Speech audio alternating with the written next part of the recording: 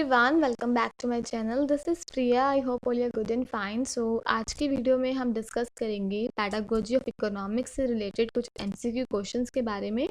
तो देखते हैं कि आपके इकोनॉमिक्स से कौन कौन से एमसीक्यू क्वेश्चंस बन सकते हैं।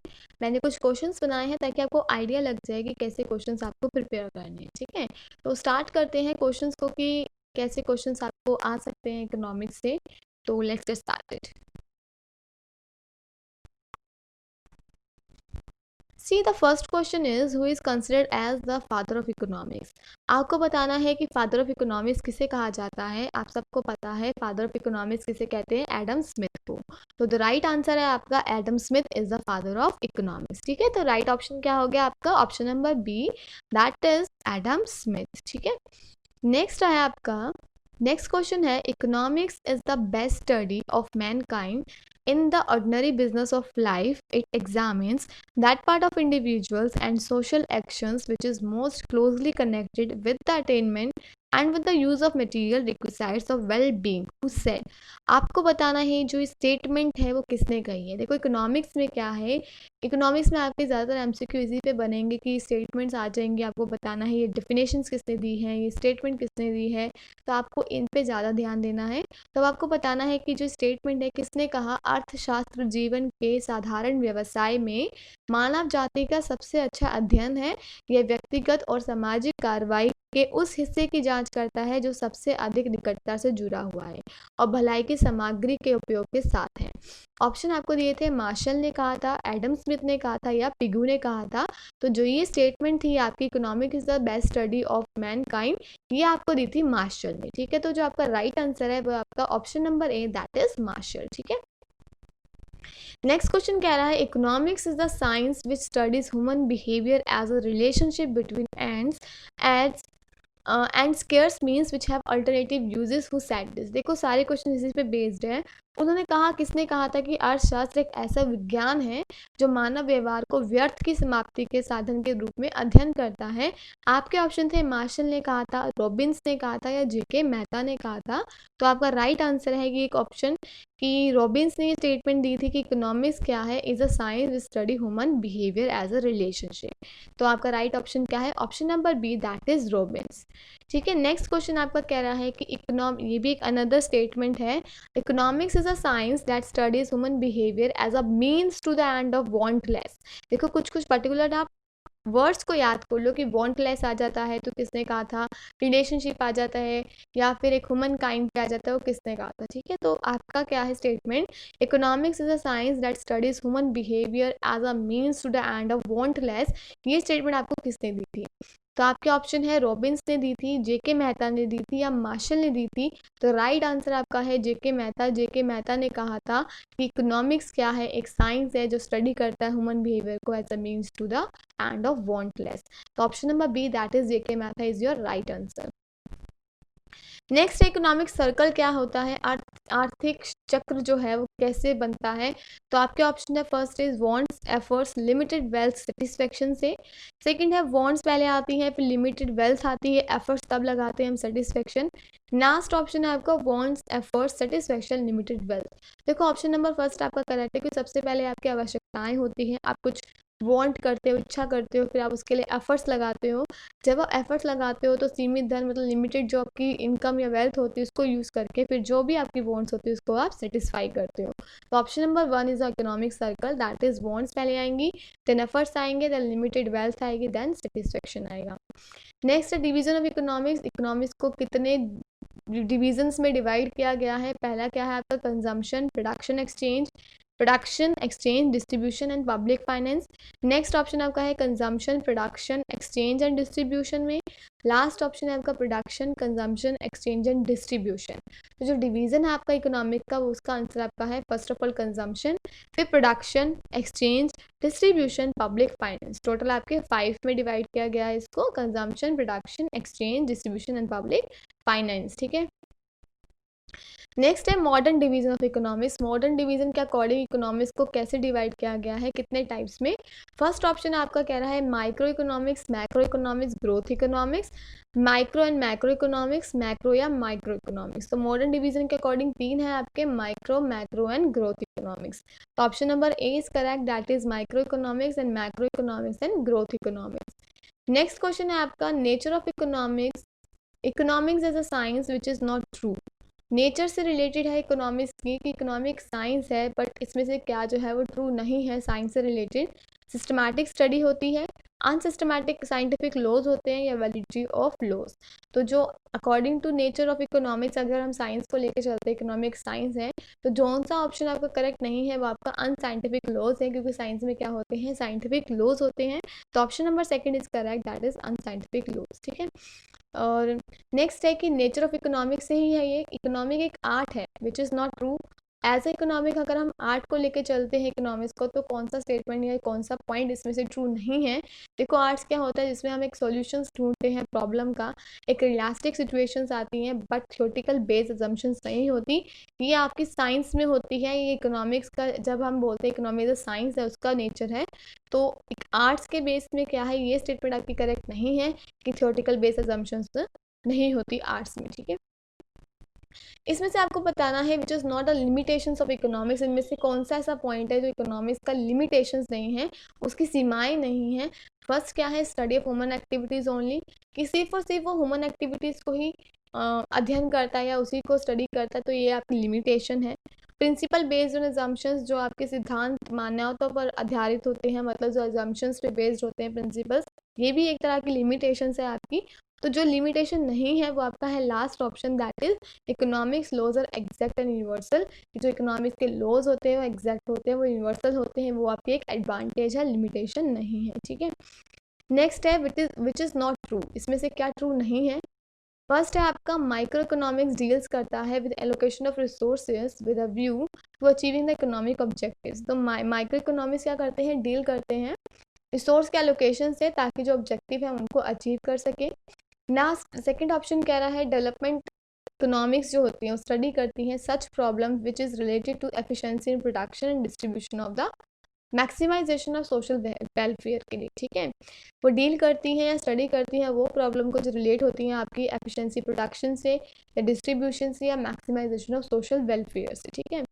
लास्ट कह रहा है कि माइक्रो इकोनॉमिक्स जो है वो स्टडी करता है problems related to fuller utilization की, जो रिसोर्सेज है हम उसका फुलर यूटिलाइजेशन करें। इन्फ्लेशन आ गया as a whole.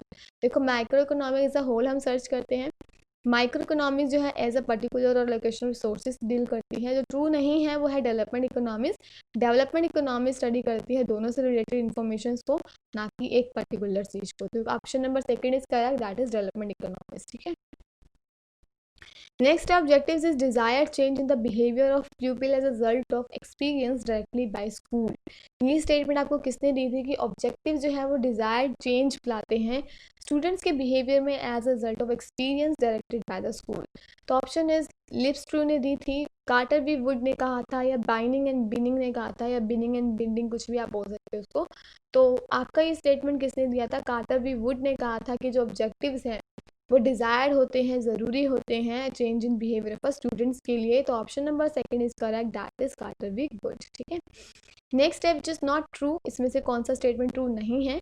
AIIMS are general and wide होते हैं, ऑब्जेक्टिव स्पेसिफिक होते हैं। एम्स जो होते हैं आपके वाइडर टर्म्स होती हैं, ऑब्जेक्टिव्स आपकी स्पेसिफिक टर्म्स होती हैं, तो ये ट्रू है। एम्स फॉर्मल होते हैं, एक लक्ष्य औपचारिक होते हैं, ऑब्जेक्टिव्स आपके इनफॉर्मल होते हैं। ठीक है। लास्ट है ऑब्जेक्ट एम्स आर और ऑब्जेक्टिव्स और ऑब्जेक्टिव्स आर सब्जेक्टिव्स। ये आपका गलत है, एम्स आर ऑब्जेक्टिव्स नहीं होते और ऑब्जेक्टिव्स आपके कभी भी सब्जेक्टिव नहीं होते। तो option number third is correct, that is aims and objectives are subjectives. तो ये स्टेटमेंट आपकी राइट है। Which is not the aims of teaching economics in India. इसमें से क्या एम नहीं है इकोनॉमिक्स को पढ़ाना इंडिया में। तो फर्स्ट ऑप्शन इज कि development of reasoning power and critical judgment. आपको बताना है कुछ जो एम नहीं है। ठीक है, ध्यान से क्वेश्चन पढ़िएगा, नॉट को कई बार बच्चे भूल जाते हैं। तो नॉट द एम पूछा है फर्स्ट की डेवलपमेंट ऑफ रीजनिंग पावर, तो ये तो एम है ही इकोनॉमिक्स पढ़ाने का कि बच्चों की रीजनिंग पावर और एक क्रिटिकल जजमेंट इंक्रीज हो। To develop the capacity to understand the complexities की, वो जो इकोनॉमिक स्ट्रक्चर का कॉम्प्लेक्सिटीज़ है उनको वो अच्छे से अंडरस्टैंड कर सके। लास्ट ऑप्शन आपका कह रहा है कि फीलिंग ऑफ डिपेंडेंस, कि आप किसी पे निर्भर रहें, तो ये इकोनॉमिक्स नहीं सिखाता। इकोनॉमिक्स पढ़ाने का ये एम नहीं होता है कि हम बच्चों को बोले वो किसी पे निर्भर रहें। तो option number C is correct, that is to develop the feeling of dependence on others. ठीक है, नेक्स्ट है which is not the instructional objectives of economics teaching. Instructional objective क्या नहीं होता? अर्थशास्त्र शिक्षण का अनुदेशात्मक उद्देश्य नहीं है। Option number one, objective related to knowledge and understanding, ये तो होता ही है आपका इंस्ट्रक्शनल। इंस्ट्रक्शन मतलब कुछ इंस्ट्रक्शन प्रोवाइड करना, उनको नॉलेज देना। ठीक है, सेकंड कह रहा है objective related skills and application, ये भी आपका एम है, होता है, इंस्ट्रक्शनल ऑब्जेक्टिव्स होता है। तो जो नहीं होता है वो है ऑब्जेक्टिव्स रिलेटेड टू बिहेवियर, ये आपका इंस्ट्रक्शनल ऑब्जेक्टिव में नहीं आता। तो answer number C is correct, that is objectives related to behaviour. Next है which is not the value of teaching economics, कौन सा इसमें से वैल्यू नहीं माना जाएगा इकोनॉमिक्स को पढ़ाने का? तो first is development of undesirable attitude. ठीक है, सेकंड क्या है? Development of competence in problem solving. Third is development of thinking and reasoning power. तो देखो, कॉम्पिटेंस इन प्रॉब्लम सॉल्विंग डेवलप करना, ये आपका वैल्यू होता है टीचिंग इकोनॉमिक्स के लिए, पढ़ाना। और थिंकिंग पावर डेवलप करना भी होता है। जो नहीं है वो है development of undesirable attitude, that is option number A. Answer है आपका development of undesirable attitude. Next question है which is sequence is right, आपको बताना है कौन सा सीक्वेंस राइट है। फर्स्ट इज इंस्ट्रक्शनल ऑब्जेक्टिव्स पहले आते हैं, फिर आपके एजुकेशनल ऑब्जेक्टिव्स आते हैं, फिर एजुकेशनल गोल्स होते हैं। ठीक है, सेकंड ऑप्शन कह रहा है कि पहले आपका इंस्ट्रक्शनल ऑब्जेक्टिव्स आएंगे, फिर आप एजुकेशनल गोल्स लाएंगे, फिर एजुकेशनल ऑब्जेक्टिव्स बनाएंगे। पहले लास्ट ऑप्शन कह रहा है एजुकेशनल ऑब्जेक्टिव्स पहले आएंगे, फिर इंस्ट्रक्शनल ऑब्जेक्टिव्स आएंगे, देन गोल्स आएंगे। तो फर्स्ट ऑफ ऑल आपके इंस्ट्रक्शन आते हैं, फर्स्ट ऑफ ऑल आपको इंस्ट्रक्शनल ऑब्जेक्टिव्स होते हैं, इंस्ट्रक्शन दी जाती हैं, फिर एजुकेशनल ऑब्जेक्टिव्स होते हैं, उद्देश्य बनाए जाते हैं, लास्ट में आप अपने गोल्स को अचीव करते हैं। तो this is the right sequence, option number A is your correct answer. Which is the lowest level of cognitive domain, ये ब्लूम्स टैक्सोनॉमी है, जैसे पढ़िएगा। तो कोग्निटिव डोमेन के कुछ पार्ट्स थे जो 5-6 टाइप्स में उनको डिवाइड किया गया था। तो उन्होंने पूछा है लोएस्ट लेवल कौन सा आता है। लोएस्ट लेवल आपका होता है नॉलेज। सबसे पहले क्या आता है आपका? नॉलेज आता है, फिर आप उसको अंडरस्टैंड करते हो, कॉम्प्रीहेंड करते हो। तो क्या है आपका? First of all answer is A, option number is the correct answer कि लोएस्ट लेवल कोग्निटिव डोमेन है आपका नॉलेज। नेक्स्ट है बीएस ब्लूम्स जो थे और Krathwohl and Maria classify affective domain, उन्होंने अफेक्टिव डोमेन को कितने लेवल्स में डिवाइड किया था, क्लासीफाई किया था? तो आपका राइट आंसर है 5 लेवल्स में उन्होंने उसको डिवाइड किया था। तो option number A is your right answer. Second है विच इज़ नॉट ट्रू, इसमें से क्या ट्रू नहीं है? रॉबर्ट मेजर अप्रोचेस जो थे वो cognitive domain and affective domain से रिलेटेड थे, ये ट्रू है। रॉबर्ट मिलर अप्रोच जो था वो साइकोमोटर डोमेन से रिलेटेड था, ये भी ट्रू है। जो ट्रू नहीं है वो ये है कि जो आरसीएम अप्रोच थी, उन्होंने कॉग्निटिव डोमेन को 18 मेंटल एबिलिटीज़ में क्या किया था? डोमेन को डिफाइन किया था। तो ये आपका क्या है? गलत ऑप्शन है। तो right option number C is your right answer which is not true. ठीक है, तो ये कुछ क्वेश्चन है और कुछ क्वेश्चंस आप और देख लीजिए। ये और क्वेश्चन इकोनॉमिक्स से रिलेटेड है। फर्स्ट कह रहा है to measure the national income we divide the economy, national income को मेजर करने के लिए हम इकोनॉमी को कितने एरियाज में डिवाइड करते हैं? आपके ऑप्शन है 4 में, 2 में, 3 में। तो राइट आंसर इज हम 3 एरियाज में डिवाइड करते हैं इकोनॉमीज को जब हमें नेशनल इनकम को मेजर करना होता है। ठीक है, नेक्स्ट क्वेश्चन कह रहा है how many components and operations involve होते हैं in the task of pedagogical analysis. ठीक है, कितने कंपोनेंट्स एंड ऑपरेशन इन्वॉल्व होते हैं? आपके 4 कंपोनेंट्स इन्वॉल्व होते हैं।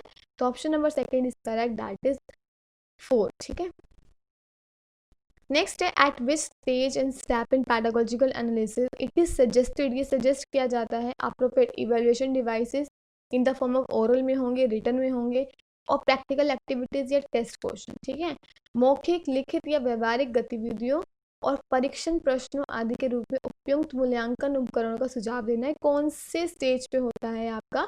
ये आपका लास्ट स्टेज पे होता है। इवैल्यूएशन हम हमेशा लास्ट स्टेज पे करते हैं। तो इसका राइट आंसर आपका आएगा option number C, that is 4।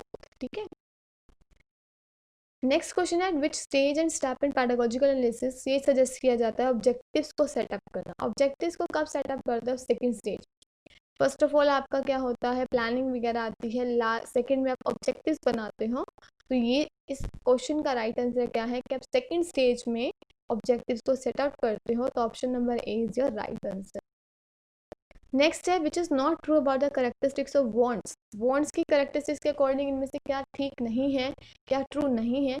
First is wants are limited, हमारी वॉन्ट्स लिमिटेड होती हैं। वॉन्ट्स आर कॉम्प्लीमेंट्री होती हैं, प्रेजेंट वांट मोर इंपॉर्टेंट होती है देन फ्यूचर वांट्स। ठीक है, तो देखो क्या करेक्ट नहीं है, वांट्स कभी भी लिमिटेड नहीं होती, वांट्स अनलिमिटेड होती है। आज हमारी एक इच्छा पूरी होती है, देन दूसरी हमारी इच्छा होती है कि हम इसको पूरा कर लें, तो वांट्स क्या है, अनलिमिटेड है। तो ये ऑप्शन आपका करेक्ट नहीं है। तो option number A is the right answer, wants are limited is not a true characteristics of the wants. Next है, if an increasing amount of variable factors are applied to a fixed quantity of other factors। अगर हम एक increasing amount of variable factor को apply करते हैं fixed quantity of other factors को for a unit of time, increments on total units first increase होंगे कुछ, but beyond some points, कुछ सम पॉइंट्स के बाद वो डिक्लाइन होना स्टार्ट हो जाएंगे। तो इसको क्या बोलते हैं? ठीक है, तो इस स्टेटमेंट को आप बोलते हो law of diminishing return. Economics में आपने काफ़ी पढ़ा है, 12th में भी 11th में भी। तो जब हम एक वेरिएबल फैक्टर को फिक्स फैक्टर में मिक्सअप करते हैं या अप्लाई करते हैं, तो फर्स्ट ऑफ ऑल वो इंक्रीज होता है, उसके बाद वो डिक्लाइन होना शुरू हो जाता है। तो इसको हम बोलते हैं लॉ ऑफ डिमिनिशिंग रिटर्न। ठीक है, नेक्स्ट है, analysis of a given content material in any subject and topic carried out well in the spirit of science of teaching is known by the term. जब हम analysis करते हैं given content material का, कोई भी subject या topic का, तो उसे हम क्या बोलते हैं? उसे बोलते हैं पैडागोजिकल एनालिसिस करना, शैक्षिकरण विश्लेषण करना। ठीक है, तो option number A is correct, that is pedagogical analysis. Next है, when more and more units of variable factor is employed with other factor remain fixed रहते हैं, कांस्टेंट रहते हैं। अगर इंक्रीज होने पर, if there is an increase of production at higher rate, tendency of marginal return to rise per unit of variable factor employed in a fix amount of other factor is called the law of dash. ठीक है, जब हम more and more units of variable factor को employed करते हैं other factors के साथ जो फिक्स्ड हैं, increase of production at a higher rate पे इंक्रीज होने से प्रोडक्शन के ऑफ जो मार्जिनल रिटर्न्स है वो राइज होते हैं पर यूनिट ऑफ वेरिएबल फैक्टर से जो एम्प्लॉयड किए गए होते हैं हमने फिक्स फैक्टर के अकॉर्डिंग। तो उस लो को आप क्या बोलते हो? उस लो को आप बोलते हो इंक्रीजिंग रिटर्न, वापसी बढ़ रही है। ठीक है, हिंदी में पढ़ लो, हिंदी में अगर आपको इंग्लिश में समझ नहीं आया, कि जब एक चर कारक के अधिक से अधिक इकाइयाँ नियोजित होती हैं जबकि अन्य कारक स्थिर है, मतलब अदर वेरिएबल्स फिक्स्ड हैं, तो उच्च दर पर उत्पादन में वृद्धि हो रही है, इंक्रीज हो रहा है प्रोडक्शन में, तो नियत राशि भी इंक्रीज हो रही है। तो इकाई वृद्धि के सीमांत को कि सब कुछ इंक्रीज हो रहा है, तो इसको आप क्या बोलेंगे? Increasing return. तो right answer is the increasing return. At which stage और स्टेप्स इन पैडागोजिकल एनालिसिस हम सजेस्ट करते हैं टेक्निक्स को, टीचिंग मेथड हम क्या रखें, एक्टिविटीज़ क्या रखें? तो ये आपका आता है 3rd स्टेज पे। तो राइट आंसर क्या है आपका? Option number C, that is 3। Next question है, the term dash refers to the change in output as all factors change by same proportion. जब उस टर्म को क्या कहेंगे? जब आउटपुट पे चेंज आने से जो अदर फैक्टर्स है वो भी चेंज हो रहे हैं बट सेम प्रोपोर्शन से हो रहे हैं, तो उसे हम बोलते हैं रिटर्न्स टू अ स्केल। ठीक है, तो right answer is returns to a scale. Next है, dash are those wants the satisfaction of which is necessary for living. तो जो कौन सी वांट्स कहेंगे जो एसेंशियल होती है हमारे जीवन के लिए, लिविंग के लिए, इसको बोलते हैं नेसेसरी वांट्स। ठीक है, तो फर्स्ट इसका आंसर क्या आएगा आपका? आवश्यकताएं, that is necessaries. Next question है, नेसेसरीज जो वांट्स होती है उनको कितने टाइप्स में क्लासीफाई करते हैं? हम उनको 3 टाइप्स में क्लासीफाई करते हैं। तो right answer is necessaries have been classified in the 3 categories. Last question of this video is which is not true about the elements of wants. इनमें से कौन सा ट्रू नहीं है एलिमेंट्स ऑफ वांट्स के अकॉर्डिंग? डिज़ायर एलिमेंट्स होता है, जब डिज़ायर होंगी तभी आपकी वांट्स होंगी। For the fulfilment of desire there should be a means, एक मीन्स होना चाहिए, हमारे पास एक एबिलिटी होनी चाहिए, हम परचेज कर सकें और अपनी इच्छाओं को पूरा कर सकें। Unwillingness to purchase the article, अगर हम अनविलिंग है कुछ लेने के लिए, विलिंग ही नहीं है, तो सॉरी तो वो वांट्स का एलिमेंट नहीं होता। तो राइट आंसर क्या है आपका? Option number C, that is unwillingness to purchase the article. ठीक है, तो ये कुछ क्वेश्चंस थे, आई होप 13 इधर थे आपके और कुछ ये 20 क्वेश्चंस ही होंगे। टोटल 30 to 40 क्वेश्चंस आज हमने डिस्कस किए हैं पैडागोजिकल ऑफ इकोनॉमिक्स से, पैडागोजी ऑफ इकोनॉमिक्स से रिलेटेड। तो आप इन क्वेश्चंस को अच्छे से देखिएगा, अगर कुछ भी डाउट होगा तो प्लीज़ मुझे कमेंट बॉक्स में लिखिए। और इसकी जो PDF है मैंने ऑलरेडी टेलीग्राम चैनल जो मेरा है, चैनल फॉर BEd स्टूडेंट्स, उस पर अपलोड कर दी है, वहाँ पे जाके इसको देख सकते हैं। ठीक है, बाकी और कोई वीडियो अगर मैं डालती हूँ अदर सब्जेक्ट से रिलेटेड या कुछ भी, तो मैं उसकी नोटिफिकेशंस आपको ज़रूर मिलेंगी अगर आपने मेरा चैनल सब्सक्राइब किया हुआ है। तो आई होप आपको वीडियो अच्छा लगा हो तो प्लीज़ लाइक शेयर कमेंट करें। और सब्सक्राइब ज़रूर करें ताकि जो भी न्यू नोटिफिकेशंस आएँ आपको मिलती रहें। Thank you, have a good day.